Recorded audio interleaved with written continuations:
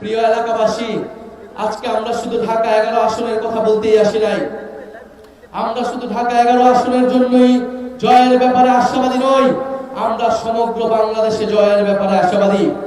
11 দলীয় ঐক্য জোট, সরকার গঠনের ঐক্য জোট, আগামীর বাংলাদেশ নেতৃত্ব দেওয়ার ঐক্য জোট।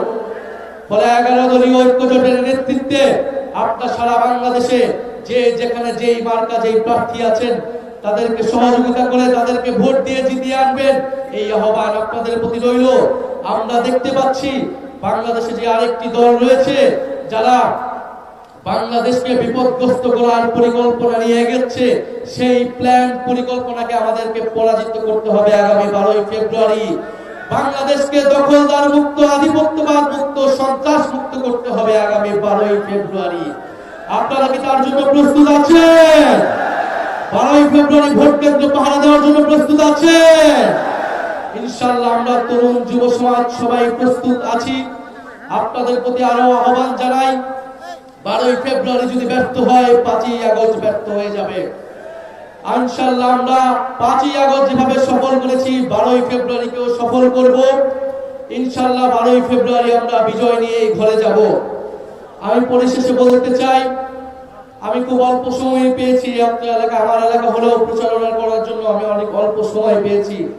ঢাকার বাইরেও আমাকে যেতে হয়েছে দলীয় কাজে, জোটের কাজের জন্য। আমি আমার মা বোনদের প্রতি অনেক অনেক কৃতজ্ঞতা প্রকাশ করছি অন্তরের অন্তরস্থল থেকে।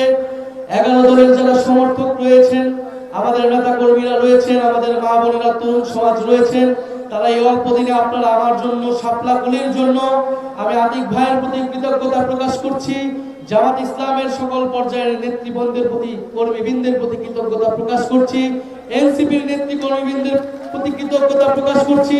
আপনারা অল্প সময় আমাকে যে ভালোবাসা দিয়েছেন, নিজের সন্তানের মতো আপনারা যেভাবে আমার জন্য প্রচারণা করেছেন, বাড়ি বাড়ি গিয়েছেন, এটা অভূতপূর্ব। আমি এই ঋণ আপনাদের জন্য সবসময়, আপনাদের এই ঋণের কথা আমি মনে থাকবো এবং এই ঋণ আমি দেশের জন্য জীবন দিয়ে, দেশের জন্য কাজ করে আমি এই ঋণ পরিশোধ করবো ইনশাআল্লাহ।